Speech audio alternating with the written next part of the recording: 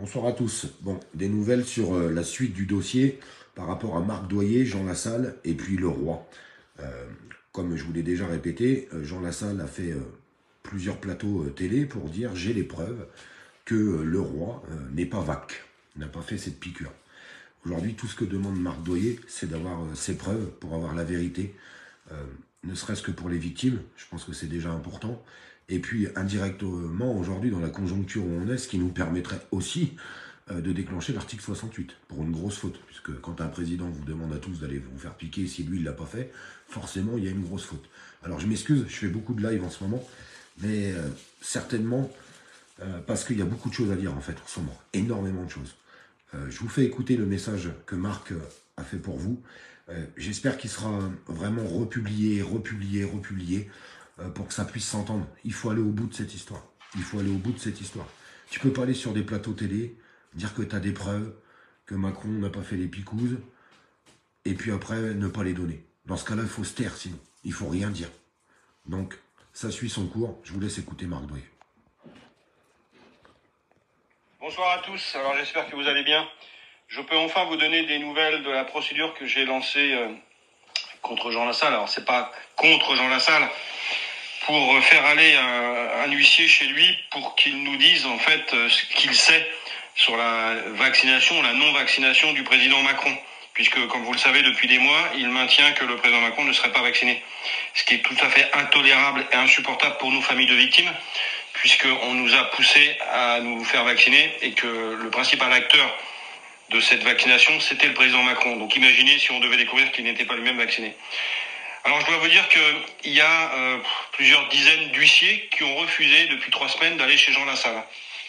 Et là, enfin, il y a quelques jours, le président de la Chambre régionale des commissaires de justice a dû nommer un huissier pour qu'il se rende enfin chez Jean Lassalle. Est-ce que vous vous rendez compte un petit peu de ce que je suis en train de vous dire? C'est-à-dire, vous, Français lambda qui m'écoutez, je pense que vous avez certainement tous eu presque au moins un huissier dans votre vie qui s'est présenté à votre domicile pour X raisons, et certainement sans trop se poser de questions.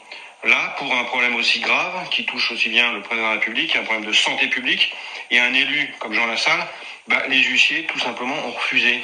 Je savais même pas que c'était possible, moi. Enfin, un huissier s'est présenté. Et alors, je suis désolé, il paraît que Jean Lassalle est très mécontent. Je dois vous dire quelque chose, Jean. C'est pas dirigé contre vous. C'est-à-dire que si j'avais pu envoyer un huissier directement chez le président Macron pour savoir si oui ou non il était vacciné, je l'aurais fait. Maintenant, vous devez assumer. Vous devez assumer ce que vous avez dit sur les plateaux. Et puis surtout, je pensais que vous étiez un homme avec des convictions. Vous l'avez démontré par le passé, quand vous avez par exemple fait une grève de la faim, quand vous êtes aussi présenté à l'Assemblée nationale avec un gilet jaune. Donc je crois qu'aujourd'hui, vous vous rendez pas compte. Alors vous avez dit à mon avocat que vous pensiez que j'allais laisser tomber. Mais Jean, vous savez, alors ça s'adresse à vous, au président Macron, à l'affreux Véran, ex-ministre de la Santé. Pendant 8 mois, je vais bien vous répéter ça, écoutez bien ça, regardez-moi bien dans les yeux. Pendant 8 mois, j'ai essayé de sauver ma femme Morissette, jour et nuit, à changer ses perfusions, à essayer de la rassurer parce qu'elle me regardait, qu'elle était enfermée dans son corps. À chaque fois qu'elle faisait sa toilette, il y avait des larmes qui coulaient sur ses joues. J'ai géré des crises d'épilepsie, des pauses respiratoires. J'ai tout fait pour la sauver jusqu'à son dernier souffle. Et vous croyez vraiment que je suis homme à laisser tomber et à ne pas avoir de réponse? Eh bien non, j'irai jusqu'au bout. Et là, je m'adresse à Emmanuel Macron, je ferai même plus que de traverser la route ou la rue pour aller vous chercher. Donc voilà, maintenant, j'attends le compte-rendu de l'huissier. Et puis, Jean Lassalle, vous savez, je pense que vous ne mesurez pas ce que nous avons supporté, nous, familles de victimes, ce que supportent aujourd'hui des gens qui ont des effets secondaires. Vous devriez le savoir, puisque vous-même, vous en avez souffert. Et moi, en fait, mon quotidien, vous voyez, demain, voilà ce qui me reste uniquement, ma femme. Là, vous voyez, il y a cette petite plaque, là, qui est très sympa, hein. Elle est très jolie dessus.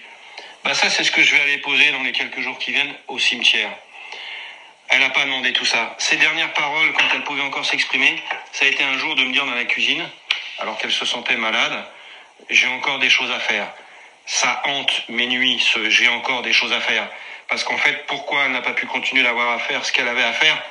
Parce qu'elle a fait confiance à un président de la République qui, un jour, devant tous les Français, a dit « Vous devez être responsable et vous faire vacciner ».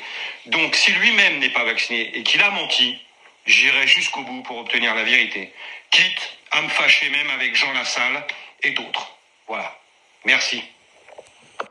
Bonsoir à tous. Alors, j'espère que vous allez bien. Je vous remercie de partager, s'il vous plaît, le message de Marc.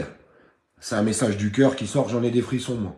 Pas parce que Marc, c'est un ami, parce qu'à travers tout ce qu'il est en train de faire, il veut la justice pour tous les gens qui ont des effets secondaires, et bien plus encore comme lui, Marc, ou en tout cas comme sa femme.